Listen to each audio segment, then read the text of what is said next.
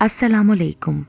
आज की मेरी ये वीडियो एक ऐसी अनापसंद लड़की की खूबसूरत कहानी है जिसे वालिदैन और बहन से ज़्यादा कोई रिश्ता अजीज़ नहीं था।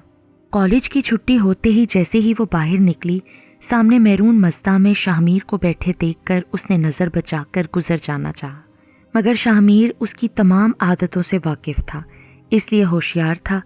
उसने एक पल भी ज़ाया किए बगैर गाड़ी उसके सामने लाकर खड़ी कर दी। तुम? उसने मसनूई अंदाज में चौंकते हुए कहा तो शाहमीर हंस पड़ा। अनजान मत बनो, मैं देख चुका हूं कि तुमने मुझे देख लिया है। फिर भी उसने आगे निकल जाना चाहा। सुनो सुंबुल। सुंबुल का मूड ऑफ होने लगा था क्योंकि आसपास से गुजरने वाली लड़कियां उसे अजीब नज़रों से देख रही थीं। चलो मैं तुम्हें घर छोड़ दूं। प्लीज़ आप ये जहमत ना किया करें, मैं बस से चली जाऊंगी। कज़न हूँ तुम्हारा, कोई गैर तो नहीं जो तुम गुरेज कर रही हो, लेकिन इस तरह रोज़ रोज़ तुम्हारा रास्ते में आना अच्छा नहीं लगता मुझे।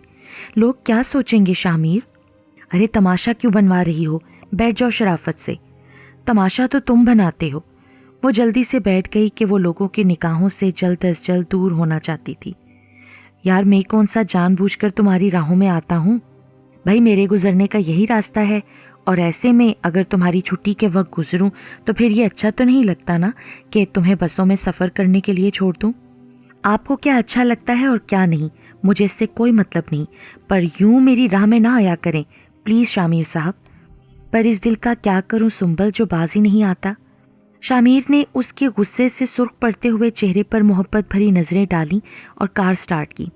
मत किया करो फजूल किस्म की बातें, छिछोरे लगते हो ऐसी हरकत करते हुए। मैं तुम्हारे लफ्ज़ों के हेर फेर में नहीं आने वाली, इसलिए अपने ये फजूल जुमले मुझ पर मत ज़ाया करो। इन्हें संभाल कर रखो, तुम्हारी किसी चहीती के काम आएंगे। वो खिड़की से बाहर देखते हुए बुरी तरह तप कर बोली। मैं छिछोरा लगता हूँ तुम्हें? लगते क्या हो, तुम हो ही छिछोरे, तभी तो इस किस्म की फजूल हरकतें करते हो। यार कज़न, ये तुम आखिर अपने आप को क्या समझती हो? मैं तो तुम्हारे साथ नेकी करता हूँ और तुम्हारे मिजाज हैं कि आसमान पर ही रहते हैं। कभी तो नर्म अंदाज और नर्म लहजा भी इख्तियार कर लिया करो। सुनो शामीर, मैं जो भी समझती हूँ ना खुद को, मुझे तुम समझने दो। मेरी फिक्र में मुब्तला मत हुआ करो और मत किया करो मेरे साथ ये नेकी। मुझे तुम्हारी अनायत की ज़रूरत नहीं है, समझे तुम? वैसे इस रूप में तो तुम और भी खूबसूरत लगती हो सुंबुल। तुम नंबर 1 ढीठ हो शामीर। आखिर तुम्हें एतराज़ क्या है यार? एक बार तो खुलकर मुझे बता दो। मेरे एतराज़ की बात छोड़ो शामीर, अगर तुम्हारी अम्मा साहिबा को पता चल गया कि तुम रोज़ रोज़ मुझे ड्रॉप करते हो तो शामीर साहब वो मेरी इज्जत का जनाजा निकाल देंगी और तुम्हें खड़े खड़े घर से निकाल बाहर करेंगी। खैर तुम बेफिक्र रहो, तुम्हारी इज्जत मेरी इज्जत है। मैं कभी भी तुम पर या तुम्हारी इज्जत पर हर्फ नहीं आने दूंगा। हाँ, अगर अम्मा मुझे घर से निकाल दें तो कज़न मुझे अपने घर में जगह दे देना। बंदा तुम्हारे कदमों में रहकर उम्र भर तुम्हारी पूजा करता रहेगा। तुमसे तो बात ही करनी फजूल है शामीर। आइसक्रीम खाओगी सुंबुल? शामीर साहब, बहुत पैसा है ना तुम्हारे पास, मैं जानती हूँ, मगर ये पैसा किसी मुस्तहिक पर जाकर लुटाओ। वो तो बुरी तरह से बिदक गई थी। सुंबुल तुम इतनी जली कटी बातें आखिर क्यों करती हो? तो तुम मुझसे अच्छी और नर्म बातों की तवक्का ही क्यों रखते हो? शामीर ने गुस्से से कार की रफ्तार खतरनाक हद तक बढ़ा दी। कई बार एक्सीडेंट होते होते बचा। शामीर प्लीज़, मुझे तुम्हारे संग मरना पसंद नहीं है। वैसे भी मुझे अभी अपनी ज़िंदगी से नफ़रत नहीं है, इसलिए अपनी स्पीड को बराहे मेहरबानी कम कर दो। उसने बेख्तियार शामीर के स्टीयरिंग पर रखे हाथों पर अपना नरमो नाजुक मखरूती उंगलियों वाला सुर्ख और सफ़ेद हाथ रख दिया तो शामीर उसकी उंगलियों का नर्म लम्स महसूस करके सरशार हो गया। उफ़, काश सुंबुल तुम यूं ही मेरे हाथों में हाथ देकर बैठी रहो और उम्र का ये सफ़र यूं ही तुम्हारी रफ़ाकत में तय हो जाए। सुनो कज़न, अगर मेरा हाथ पकड़ा है ना तो अब प्लीज़ छोड़ना मत। शामीर चंचल अंदाज में उसकी जानिब झुककर लगावट भरे अंदाज में बोला तो वो उसके बेबाक अंदाज पर कट सी गई। सुनो, आइंदा मुझे लेने आने की जहमत मत करना। वो अपनी किताबें संभालती हुई बोली। अंदर नहीं बुलाओगी क्या? तुम्हारे चचा का घर है, आना चाहो तो बेशक आ जाओ, मगर इस भरी दोपहर में चाय की तवक्का मत रखना मुझसे। वो बेमुरवती से कहकर आगे बढ़ी। सुंबुल बेगम, तुम्हें ना झुकाया ना तो मेरा नाम भी शामीर नहीं है। خوش فہمی کتنی ہے تمہیں اپنے بارے میں، وہ اس کا مذاق اڑاتے ہوئے بولی۔ ارے شامیر بیٹا آیا ہے، نفیسہ بیگم شامیر کو دیکھ کر بولی۔ چچی جان، یہ آپ ہی کی محبت کا تو دم ہے جو میں چلا آتا ہوں، ورنہ اگر آپ کی اس بدتمیز بیٹی کا بس چلے تو مجھے گھر میں بھی نہ گھسنے دے۔ کیوں بھائی، آج اس بدتمیز لڑکی نے کوئی زیادتی کی ہے تمہارے ساتھ؟ چچی جان، بدتمیزی کی بھی حد ہوتی ہے، مگر یہ محترمہ تو اس حد سے بھی گزر جاتی ہے۔ میرا راستہ وہی ہے، میں ادھر سے گزرتا ہوں تو اس کو ساتھ لے آتا ہوں، اس خیال سے کہ میری کزن ہے، میری عزت ہے، کہاں خواہ خواہ بسوں میں دھکے کھائے گی۔ مگر ان محترمہ کے تو مزاج ہی نہیں ملتے۔ ارے بیٹا، اس کا تو دماغ ہی خراب ہے، تم اس کی باتوں کا برا مت مانا کرو، نفیسہ بیگم محبت بھرے لہجے میں بولی تو سنبل جل کر رہ گئی۔ چمچا کہیں کا، وہ مارے غصے کے پاؤں پٹکتی ہوئی اپنے کمرے میں چلی گئی۔ چچی جان، سنبل سے کہیں ایک کپ اپنے ہاتھوں سے بنی چائے تو پلا دے۔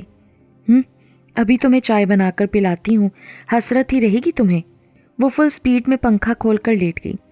سنبل، او سنبل، ذرا بھائی کے لیے چائے تو بنا دو۔ اماں کی آواز پر وہ بری طرح تپ کر رہ گئی، مگر کمرے سے باہر نہیں نکلی۔ سنبل، اتنی دیر سے آواز دے رہی ہوں، کیا ہو گیا ہے تمہیں؟ اماں چپل گھسیٹتی ہوئی اس کے سر پر پہنچ گئی تھیں۔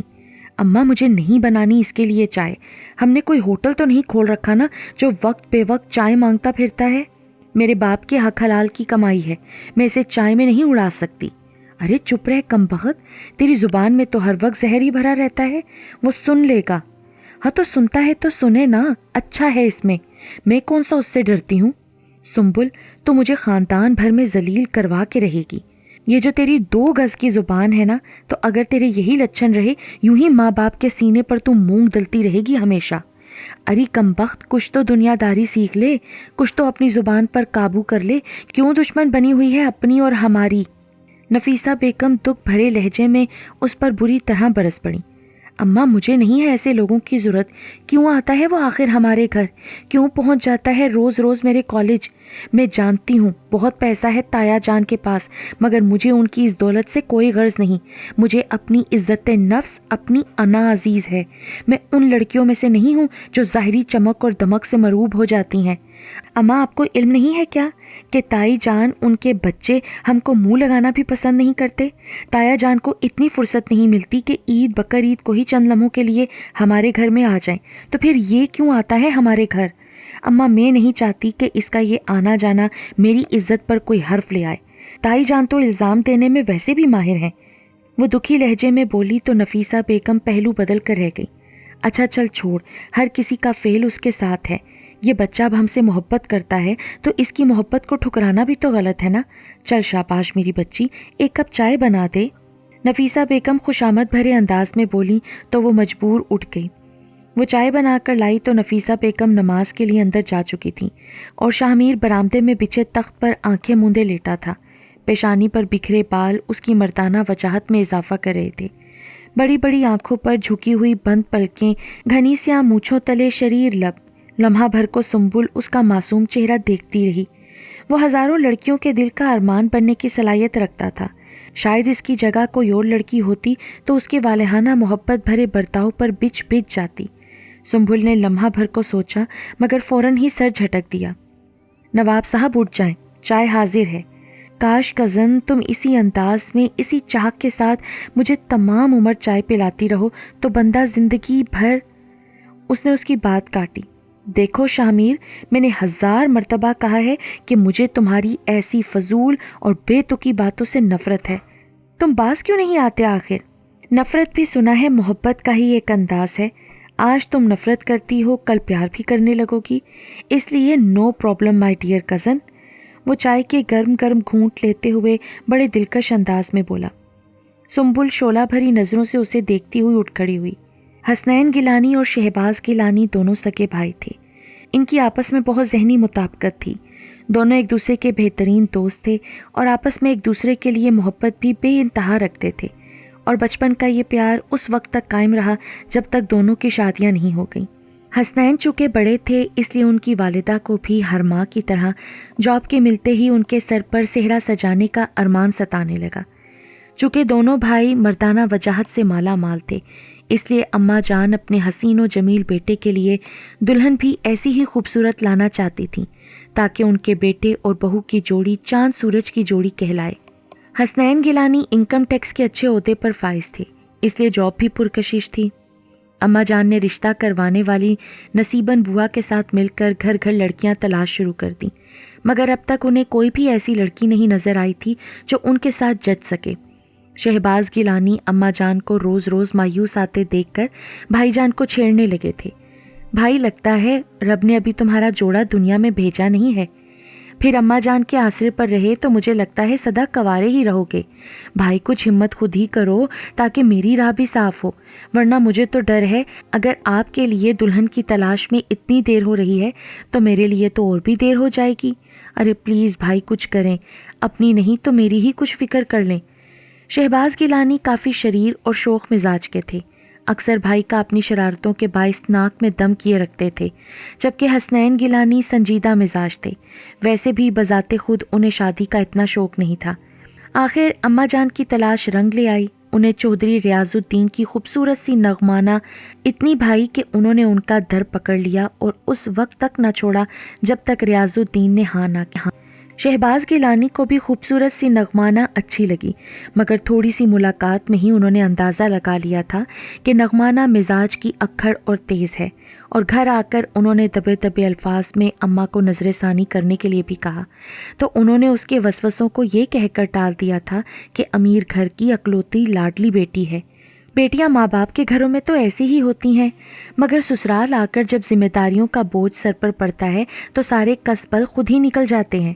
ویسے بھی نغمانہ کو ڈھیروں جہیز ملنا تھا، خوبصورت لڑکی اور اونچا نامور خاندان ہو تو پھر اماں جان کا خیال تھا اس کی تھوڑی بہت خامی برداشت کی جا سکتی ہے۔ بس بات پکی ہونے کی دیر تھی کہ اماں جان نے منگنی کی انگوٹھی پہناتے ہی شادی کی تیاریاں شروع کر دیں۔ ویسے بھی گھر کی پہلی شادی تھی، خدا نے بیٹی تو کوئی دی نہیں تھی، اس لیے سارا کام انہیں خود ہی کرنا تھا۔ ویسے بھی بیٹی کی خواہش پر یہ کہہ کر انہوں نے دل کو سمجھا لیا تھا کہ بہوؤں کی صورت میں بیٹیاں تو مل ہی جائیں گی، اس لیے بری کی تیاری میں وہ بہو اور بیٹی دونوں کے ارمان دل میں لیے خوب سے خوب تر بنانے میں مصروف تھیں۔ اگر ان کا بس چلتا تو وہ دنیا کی کوئی بھی چیز نہ چھوڑتیں۔ اماں جان بس بھی کریں، شہباز گیلانی ان کے ساتھ بازار میں گھومتے گھومتے پریشان ہو جاتا تھا۔ ارے بھائی، اگر تو آج اپنی بھابھی کے لیے دوڑ رہا ہے نا تو کل بھابھی تیرے لیے دوڑے گی، دیکھنا کیسے چاند سی دلہن تیرے لیے لے کر آئے گی۔ اماں جان، میں تو اپنے جیسے گھر کی، اپنے جیسے مزاج کی کسی لڑکی سے ہی شادی کروں گا تاکہ مجھے اس کی بری کے لیے یوں فکر نہ کرنی پڑے۔ پھر خدا خدا کر کے وہ دن بھی آ گیا جب نغمانہ بیاہ کر ان کے گھر میں آئی۔ چودھری ریاض الدین نے ان کے خیالوں سے بڑھ کر جہیز دیا تھا۔ اماں جان تو بڑے ارمانوں سے، بڑے چاؤ سے نغمانہ کو بیاہ کر لائی تھیں، مگر نغمانہ نے چند مہینوں میں ہی ان کے سارے خواب، سارے خیال زمین بوس کر دیے تھے۔ وہ جو کہا کرتی تھیں کہ خود ہی سسرال میں آ کر مزاج ٹھیک ہو جائیں گے، مگر مزاج ٹھیک تو کیا ہونا تھا، حسنین گیلانی کی بے تحاشا محبت نے اسے اور بھی مغرور بنا دیا تھا۔ وہ سوائے حسنین کے کسی کو بھی گھاس نہیں ڈالتی تھی، سارا دن اپنے کمرے میں پڑی رہتی تھی۔ شہباز کو بہت ارمان تھا کہ وہ اپنی بھابھی سے بات چیت کرے، ہنسی مذاق کیا کرے، ان سے فرمائشیں کرے، مگر بھابھی کے سرد رویے نے اس کو اتنی ہمت ہی نہیں دی کبھی، بلکہ شہباز کو تو یوں لگتا تھا کہ بھابھی کے آتے ہی اس نے اپنے بھائی کو بھی کھو دیا ہے۔ وہ تھی بھی تو اتنی خوبصورت کہ حسنین گیلانی اس کے سحر سے خود کو نکال ہی نہ سکا۔ کچھ وہ قسمت کی دھنی بھی تھی کہ اس کے آتے ہی حسنین کی ترقی ہو گئی، ایسی خوش قدم بیوی پا کر وہ بہت بلکہ بے تحاشا نہال ہو گیا۔ گھر کی ساری دیکھ بھال کی ذمہ داری اب بھی اماں جان کے سر پر ہی تھی۔ نغمانہ تو کچن میں جھانکنا بھی گناہ سمجھتی تھی، اور یہ سب دیکھ کر شہباز کا دل بہت دکھتا تھا۔ حقیقت میں اسے اماں جان اور اپنے بھائی جان سے بہت محبت تھی۔ ویسے بھی بابا جان کی وفات کے بعد اماں جان نے جس ہمت اور حوصلے سے ان دونوں بھائیوں کی تربیت کی تھی، انہیں اعلیٰ تعلیم دلائی تھی، وہ قابل ستائش بات تھی۔ اور شہباز کو احساس بھی تھا کہ ان کی ماں نے ان کے لیے اچھے برے حالات برداشت کیے ہیں، اس لیے وہ اندر ہی اندر جلنے لگا تھا، مگر گھر میں کوئی بدمزگی بھی پیدا نہیں کرنا چاہتا تھا۔ پھر اس نے خاموشی اختیار کر لی۔ شہباز اپنے بھائی حسنین کے برعکس قناعت پسند تھا، اسے بے تحاشا دولت کی بھی ہوس نہیں تھی۔ اس کا خیال تھا کہ دولت سکون چھین لیتی ہے، انسانی رشتوں کی پہچان بھلا دیتی ہے۔ اور بھائی کی شادی اور پھر اس پر برسنے والی دولت نے اس کا یہ خیال وقت کے ساتھ ساتھ بہت زیادہ پختہ کر دیا تھا، اس لیے وہ بھی کسٹم میں ہونے کے باوجود صرف تنخواہ پر ہی گزارا کرتا تھا۔ شہباز نے خود سے عہد کر لیا تھا کہ وہ زندگی میں کبھی بھی کسی بھی موڑ پر رشوت کی ایک پائی بھی نہیں لے گا۔ اماں جان نے اس مرتبہ نغمانہ کے رویے کی وجہ سے شہباز کے لیے اپنے جیسے ہی گھرانے کی بلکہ اس سے بھی کم حیثیت کے گھرانے کی لڑکی کو بہو بنانے کا فیصلہ کیا تھا۔ شہباز بھی اپنے لیے ایک ایسے ہی شریک سفر کے خواہش مند تھے جو ان کی اماں جان کی خدمت کرے، ان کی بیٹی بن کر، اور اپنے لیے انہیں ایسی ہی ہستی کی ضرورت تھی جو ان کے دکھ سکھ کی ساتھی ہو۔ اس مرتبہ اماں جان نے خوبصورتی کو بھی معیار نہیں بنایا تھا، اس لیے سانولی، سلونی، تیکھے نکوش والی، ہسمکھ، شوخ شریر سی نفیسہ شہباز کے لیے انہوں نے منتخب کی۔ اگرچہ حسنین کی خواہش یہ تھی کہ شہباز کی شادی بھی ان کی طرح کسی اونچے گھرانے کی لڑکی سے ہو، اور ان کے اپنے حلقہ احباب میں بہت سے گھرانے ایسے تھے جہاں پیغام دے کر وہ اپنی یہ خواہش پوری کر سکتے تھے، مگر اماں جان نے یہ کہہ کر ان کی خواہش کو رد کر دیا تھا کہ حسنین، اس گھر میں ایک تو بیٹی آنے دو، اس مرتبہ میں بہو نہیں بیٹی لانا چاہتی ہوں۔ حسنین ان کی اس بات پر کٹ سے گئے کیونکہ اماں جان کے لہجے میں جو دکھ تھا وہ انہیں شرمندہ کر گیا تھا۔ نغمانہ نے البتہ اس طرف کوئی توجہ نہیں دی تھی، ویسے بھی وہ دلی طور پر خوش تھی کیونکہ اسے علم تھا کہ اس طرح اس کا پلہ اور اس کا گھر، اس کا خاندان ہمیشہ نئی آنے والی بہو پر بھاری رہے گا۔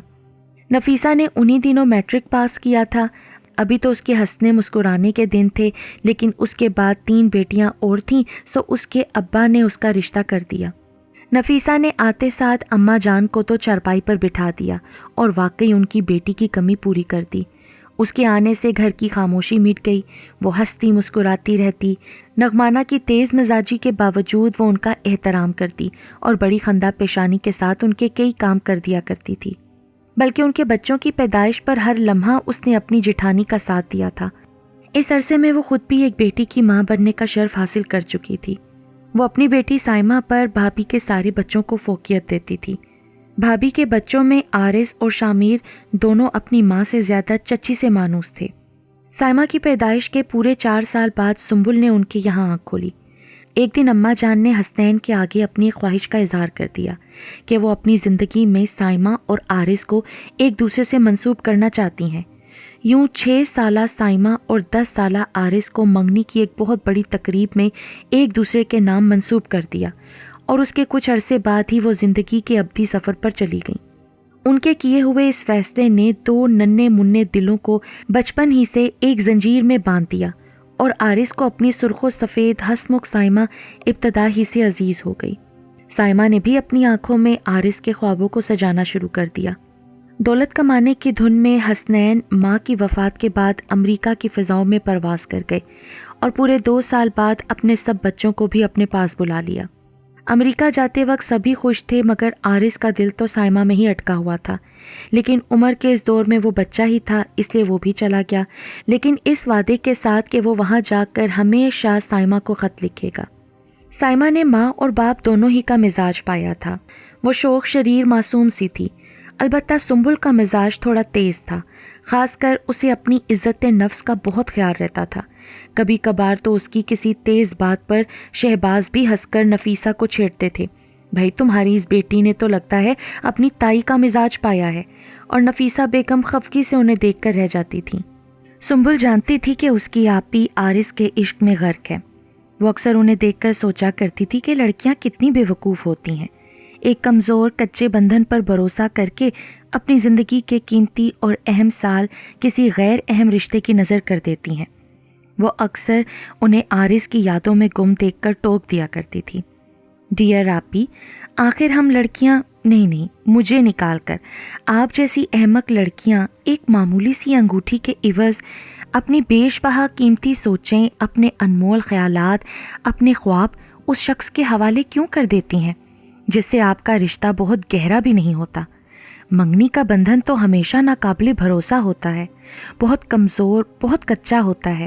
پھر ایک غیر اہم اور کچے رشتے کی بنیاد پر اپنے قیمتی احساسات کو دکھوں سے دوچار کرنا کم عقلی کی دلیل ہے۔ آپی، عارض کا تو ویسے بھی کوئی اعتبار نہیں، وہ پچھلے 10 برس سے امریکہ میں پڑھ رہا ہے، جہاں قدم قدم پر حواس گم کر دینے والا اور سوچے سلب کر لینے والا حسن بکھرا ہوا ہوتا ہے جس سے خود کو بچانا بہت مشکل ہے۔ ارے تم کیا جانو سنبل ڈیئر، یہ دل کے معاملے ہیں جنہیں تم جیسی شک کرنے والی لڑکی نہیں سمجھ سکتی۔ سائمہ آپی ہمیشہ اس کی بات مذاق میں اڑا دیتی تھی۔ پھر بھی آپی پلیز، پتہ نہیں کیوں آپ کی یہ دیوانگی مجھے کبھی کبھار خوفزدہ کر دیتی ہے۔ اگر عارض اس رشتے کو بھلا چکا ہوا ہو تو سنبل کے دل میں خدشات آتے تھے۔ سنبل ایسا ممکن ہی نہیں ہے، مجھے یقین ہے جس بندھن نے بچپن سے ہم دونوں کے دلوں کو ایک ڈوری سے باندھ دیا ہے وہ جذبہ میرے دل کی طرح اس کی نظر میں بھی ایک تناور درخت کی شکل اختیار کر چکا ہوگا۔ اس کی محبت نے مجھے اپنے حصار میں مقید کر رکھا ہے، وہ بھی اس کی تپش سے آزاد نہیں ہوگا۔ خدا کرے آپی ایسا ہی ہو، لیکن پھر بھی آپی پلیز آپ اس راہ میں اتنا ہی آگے بڑھیں کہ خدا نخواستہ اگر عارض بدل جائے تو دکھ آپ کے جی کا روگ نہ بنے۔ ان دونوں بہنوں میں بہت محبت بھی تھی اور ایک دوسرے پر وہ جان چھڑکتی تھیں۔ سائمہ ان دنوں 22 سال کی ہو چکی تھی اور اب نفیسہ بیگم کو فکر ہونے لگی تھی کیونکہ ان کے جیٹھ حسنین کی طرف سے بھی کوئی اشارہ نہیں ملا تھا۔ اب وہ اٹھتے بیٹھتے فکر میں رہتی تھیں۔ شہباز، آپ کچھ سوچیں، لڑکی کی عمر بڑھ رہی ہے۔ آپ کے بھائی نے تو پلٹ کر بھی خبر نہیں لی۔ آپ ہی انہیں خط لکھو، پوچھو ان کا ارادہ کیا ہے۔ ان کی یہ طویل خاموشی تو میرے دل میں وسوسے ڈال رہی ہے۔ ویسے بھی نغمانہ بھابی تو پہلے بھی دل سے رضامند نہیں تھیں، اب تو باہر کی ہوا نے اور بھی ان کا خون سفید کر دیا ہوگا۔ پر نفیسہ، میں بیٹی کا باپ ہو کر اپنے منہ سے خود پوچھتا کیا اچھا لگوں گا؟ شہباز، وہ کوئی غیر تو نہیں ہے جو آپ گریز کر رہے ہیں؟ آپ کے بھائی ہیں، ماں جایا ہے آپ کا۔ آپ اپنی فکر، اپنی پریشانی اس سے شیئر نہیں کریں گے تو پھر کس سے کریں گے؟ نفیسہ، کیا ہو گیا ہے تمہیں؟ جہاں اتنا صبر کیا ہے 1-2 سال اور دیکھ لو۔ ویسے مجھے یقین ہے میرا بھائی مجھے اس عمر میں آ کر کوئی دکھ نہیں دے گا۔ ہاں، یہ بھی اچھی کہی آپ نے۔ بے شک بھائی تو بھائی کو دکھ دینے کا نہیں سوچ سکتا، مگر بیوی کے رشتے میں بڑی طاقت ہے۔ یہ رشتہ تو ماں باپ سے ناتا توڑوا دیتا ہے، پھر اس کے سامنے بھائی کی کیا حیثیت ہے؟ آپ 1-2 برس کی بات کر رہے ہیں، میرے لیے تو 1-2 ماہ بھی کاٹنا دو بھر ہو رہا ہے۔ شہباز خود بھی فکر مند تھے، سائمہ بھی ماں باپ کی فکر کو محسوس کر کے چپ سی ہو گئی تھی۔ آپی، اگر آپ اجازت دیں تو میں عارض بھائی کو خط لکھوں تاکہ کچھ تو فیصلہ ہو۔ یہ کیا کہ انسان آس نراس کی کیفیت میں سولی پر ٹنگا رہے، اس سے بہتر ہے کہ انسان تھوڑی سی ہمت کر لے۔ نہیں سنبل، اگر میرے جذبوں میں طاقت ہوگی تو خود بخود کوئی نہ کوئی سبیل اللہ پیدا کر دے گا۔ آپ بھی جان، گزر گئے وہ زمانے جب معجزے ہوا کرتے تھے، اب عمل سے زندگی جنت بھی بنائی جا سکتی ہے اور جہنم بھی۔ اس لیے کسی کا انتظار کرنے کی بجائے، اپنی عمر کے بہترین سال گنوانے کی بجائے عملی طور پر کوئی قدم اٹھائیں۔ نہیں سنبل، اگر بابا جان کو پتہ چل گیا تو خواہ انہیں دکھ ہوگا۔ نہ جانے شہباز کی دعائیں تھیں یا نفیسہ کی دن رات کی فکر یا سائمہ کے جذبوں کی شدت کہ انہی دنوں حسنین کا ٹیلی گرام آ گیا کہ وہ آئندہ مہینے مستقل طور پر اپنے ملک میں شفٹ ہو رہے ہیں۔ یہ خوشگوار خبر ان سب کے چہروں پر گلاب کھلا گئی۔ شہباز کی شوخیاں پھر سے لوٹ آئیں، نفیسہ بیگم کے وہم اور وسوسے دم توڑنے لگے اور سائمہ کی آنکھوں میں پھر سے روشنی کے جگنو جگمگانے لگے۔ آپی جان، لگتا ہے آپ کے جذبوں کی شدت رنگ لے آئی ہے۔ سنبل بے تحاشا خوش تھی اور اس نے تو تایا جان کے آنے کی خبر سنتے ہی شادی کے پروگرام مرتب کرنے شروع کر دیے تھے۔ ہاں بھائی، پھر تمہارا نمبر جو لگ جائے گا جلدی سے۔ سائمہ کے اندر شوخیاں اتر آئی تھیں۔ جی نہیں آپی، ایسی کوئی بات نہیں ہے۔ ویسے بھی میں آپ کی طرح بے مروت نہیں ہوں جو اماں جی اور بابا جان کو اکیلا چھوڑ کر چلی جاؤں گی۔ میں تو ان کا بیٹا ہوں، ہمیشہ ان کے ساتھ رہوں گی۔ سب لڑکیاں یہی کہتی ہیں، مگر لڑکیاں لڑکیاں ہی رہتی ہیں۔ تم بھی بنو، زیادہ عرصے تک اس گھر میں نہیں رہو گی۔ ان لوگوں کے آنے تک دونوں بہنوں نے ڈھیر سارے سپنے بن لیے تھے۔ پھر وہ دن بھی آ گیا جب شہباز اپنے بھائی بھاوج اور ان کے بچوں کو ایئرپورٹ ریسیو کرنے گئے۔ سائمہ اور سنبل نہا دھو کر فریش ہو چکی تھیں۔ سائمہ کا تو خیر آج رنگ روپ ہی اور تھا، اور پھر وہ گھڑی آ ہی گئی۔ برسوں بعد گھر میں رونق لگی تھی۔ تائی اماں نے دونوں کو سرسری انداز میں ہی گلے لگایا تھا، جسے حساس سے سنبل نے فوراً ہی محسوس کر لیا۔ البتہ حسنین کافی عرصے کے بعد بھائی کی اولاد سے ملا تو خون کی کشش نے چند لمحوں کو انہیں آبدیدہ کر دیا۔ تائی اماں کی بیٹیوں اور خاص طور پر عارض پر کافی حد تک مغربی معاشرے کی چھاپ لگی ہوئی تھی۔ آپ بھی جیجا جی تو انگریز بن کر لوٹے ہیں بالکل۔ آرس کے چہرے پر سائمہ کو دیکھ کر کوئی بھی تاثر نہیں آیا تھا، وہ یوں ہی سپاٹ انداز میں ہیلو کہہ کر بیٹھ گیا تھا۔ ہاں، شاہ میر البتہ نہ صرف نفیسہ بیگم سے والہانہ انداز میں ملا تھا، بلکہ سنبل کو دیکھ کر تو اس کی آنکھوں میں ایک عجیب سی روشنی جگمگانے لگی تھی۔ رات کو کھانے کے برتن دھوتے ہوئے سنبل نے کھوئی کھوئی سی سائمہ کو دیکھ کر دھیرے سے کہا، آپ بھی، مجھے تو لگتا ہے آرس بھائی پر امریکہ کی فضاؤں نے کافی اثر ڈالا ہے۔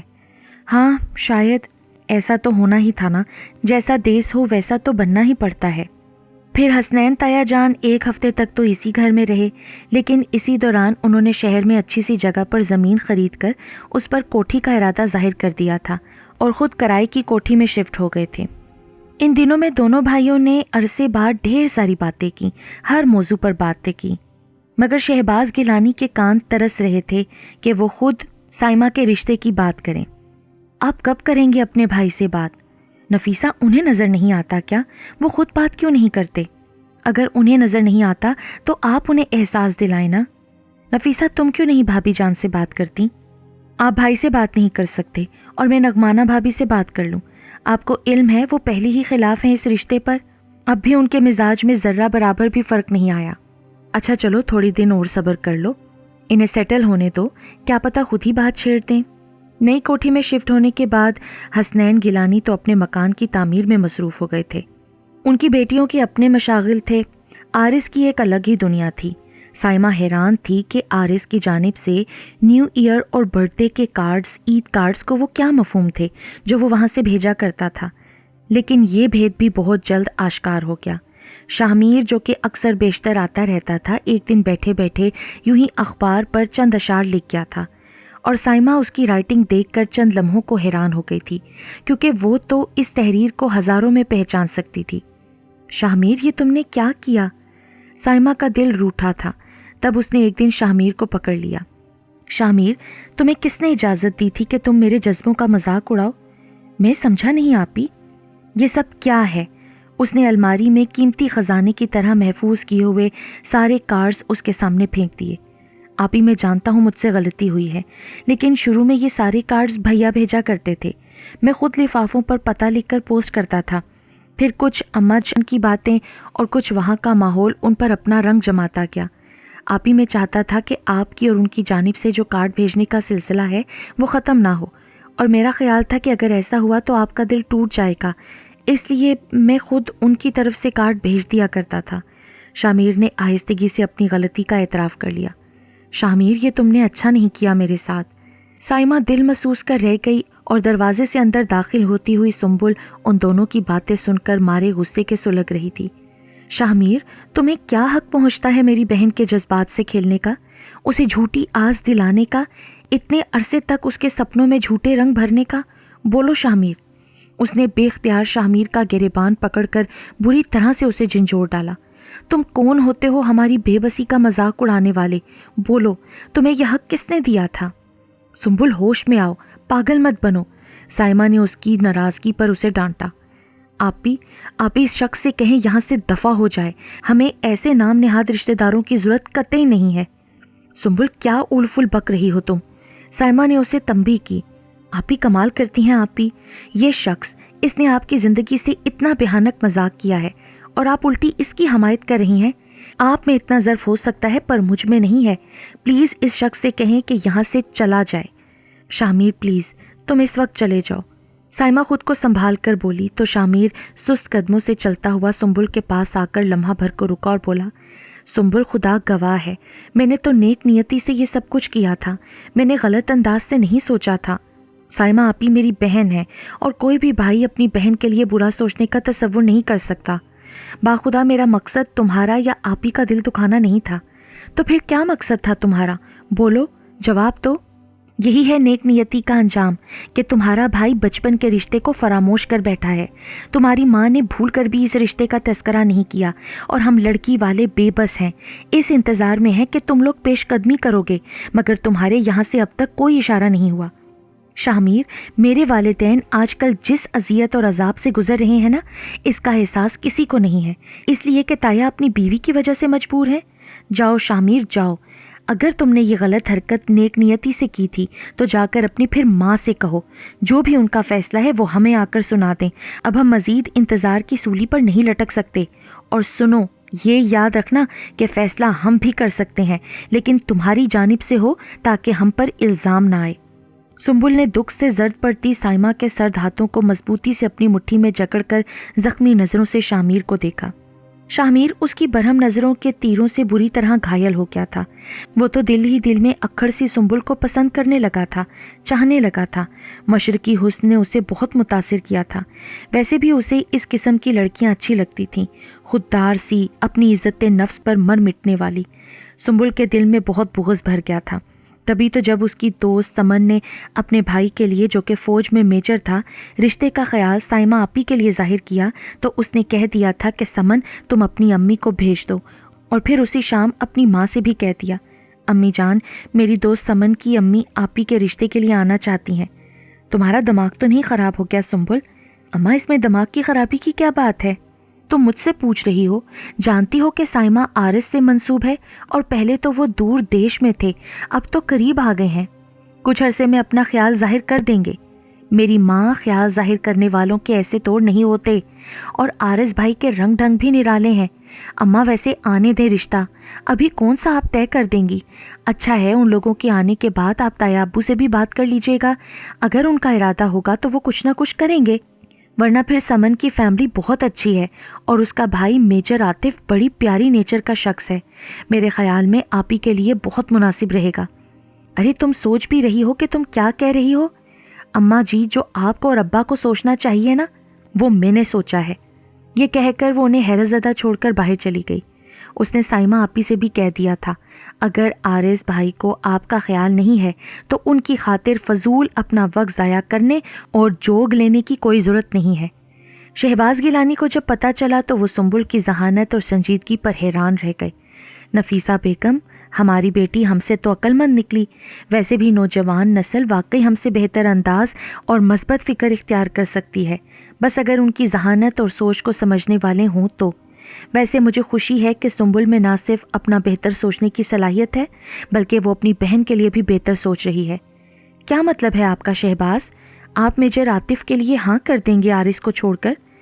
نفیسہ بیگم، میں جانتا ہوں کہ آرس کو تم بہت زیادہ چاہتی ہو، وہ میرا بھی خون ہے، مجھے بھائی کی اولاد سے بڑھ کر کوئی عزیز نہیں ہو سکتا، لیکن اللہ کے کام میں کوئی نہ کوئی مصلحت ہوتی ہے، شاید قسمت میں ایسا ہی لکھا ہے۔ اور پھر جب شہباز گیلانی اور نفیسہ بیگم نے خود جا کر حسنین گیلانی اور نغمانہ بھابھی سے سائمہ کے آنے والے رشتے کا تذکرہ کیا تو نغمانہ بھابھی فوراً ہی بول اٹھی، ہاں ہاں، اگر لڑکا اچھا ہے تو آپ لوگ ضرور رشتہ طے کر دیں۔ دیکھیں بھائی، اگر آپ کو ابھی تک آرس کے بچپن کے رشتے کا خیال ہے تو میں تو پہلے ہی بچپن میں کیے گئے رشتوں کے خلاف تھی، کیونکہ بڑے ہو کر بچے اپنی منمانی کرتے ہیں۔ شہباز گیلانی بھاوج کی بات پر کٹ کر رہ گئے، بھابھی یہ بات نہیں ہے، ہم تو صرف مشورہ کرنے آئے تھے آپ لوگوں کو بڑا سمجھ کر، ہم کوئی رشتہ طے تو نہیں کر رہے، ہم تو صرف یہ بتانے آئے ہیں کہ سائمہ کے کافی رشتے آ رہے ہیں، آپ لوگوں کا کیا خیال ہے؟ ہمارا کیا خیال ہونا ہے؟ بچپن میں کیے گئے رشتے یا منگنیاں کوئی پتھر پر لکیر تو نہیں ہوتے نا، آپ اپنی بیٹی کا رشتہ وہاں طے کر دیں جہاں سے آیا ہے۔ شہباز اور نفیسہ دکھ بھرے دل کے ساتھ اپنے گھر واپس آ گئے۔ سائمہ کے لبوں پر تو ایک چپ سی ٹھہر گئی تھی۔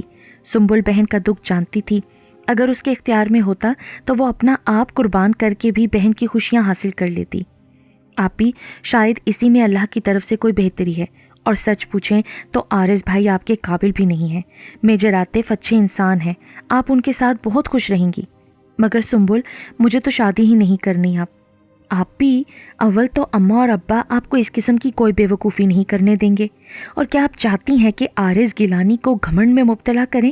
آپ ہی ڈیئر، میرے نزدیک یہ عقل مندی نہیں ہے، آپ کا خوشیوں پر حق ہے اور خوشیاں آپ کے در پر دستک دے رہی ہیں، ان سے منہ موڑنا عقل مندی نہیں ہے، خبردار جو آپ نے اس قسم کی بات کبھی منہ سے نکالی تو۔ اور پھر سائمہ بیاہ کر میجر عاطف کے ساتھ جہلم جا بسی، کیونکہ ان دنوں میجر عاطف کی پوسٹنگ جہلم میں تھی۔ سنبل بہت حقیقت پسند لڑکی تھی اور سائمہ والے معاملے نے اسے تایا ابا کی پوری فیملی سے بدگمان کر دیا تھا۔ ویسے بھی تائی امی کا گھمنڈ مغرورانہ انداز اسے ذرا بھی پسند نہیں تھا، اس لیے شاہ میر کا اپنے یہاں آنا اسے قطعی پسند نہیں تھا۔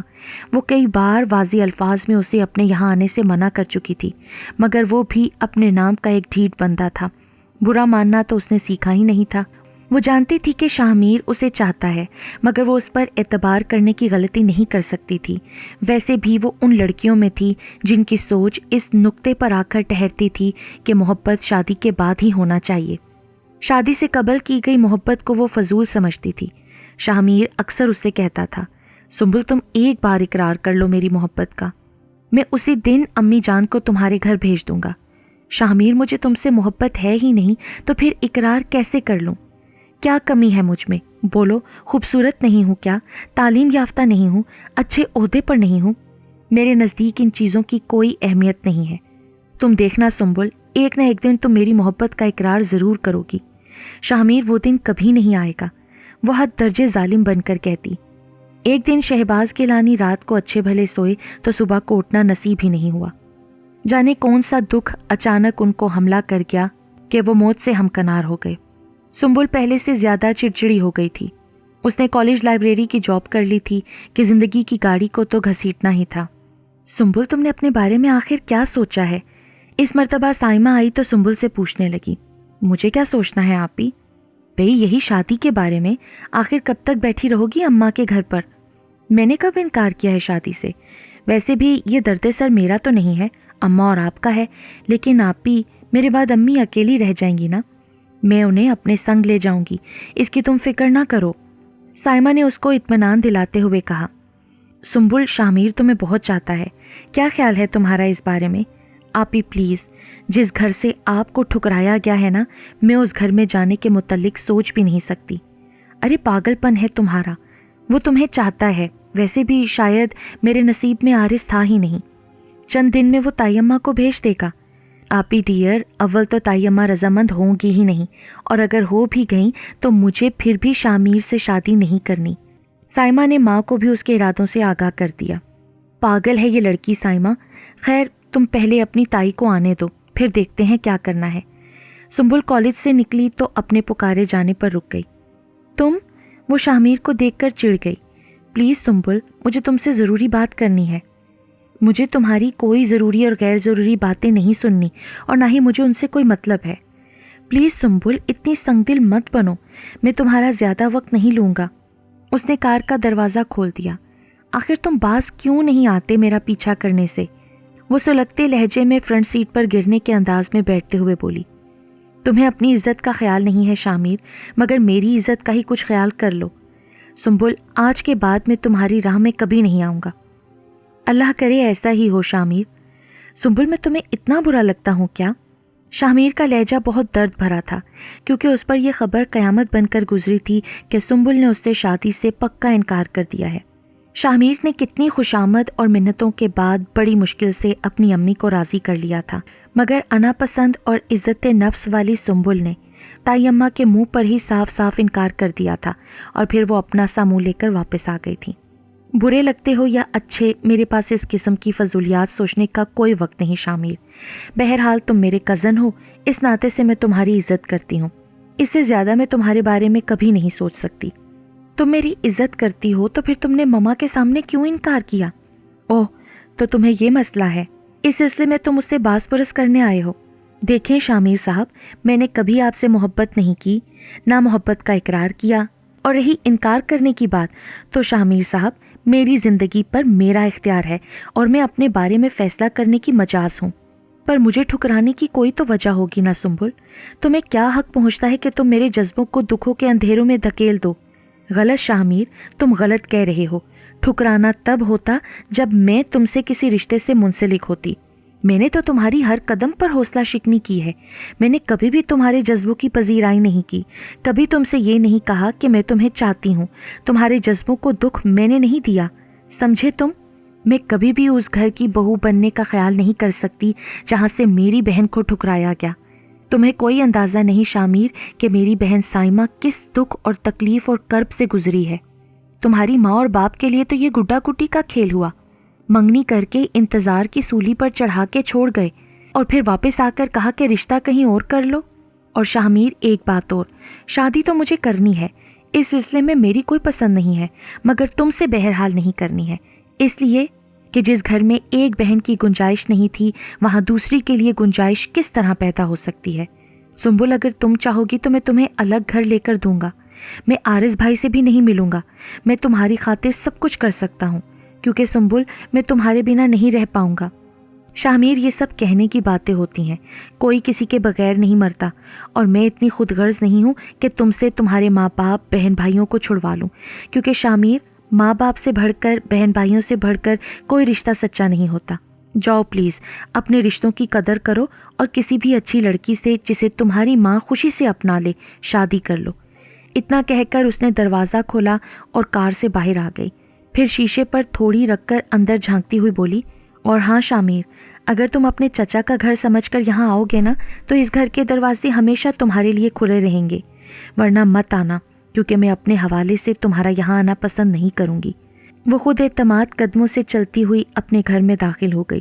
شاہ میر کو اس کا ہر آگے بڑھتا ہوا قدم اپنے دل پر پڑتا ہوا محسوس ہو رہا تھا کہ آج وہ ہار گیا تھا۔ وہ سوچتا تھا کہ اس کی محبت کی شدت سنبل کو ایک نہ ایک دن جھکا دے گی، مگر آج وہ سب سوچیں بکھر گئی تھیں۔ اس نے دکھ سے کار آگے بڑھا دی، اتنا حوصلہ نہیں تھا اس میں کہ اب اس گھر کی طرف بھی دیکھتا۔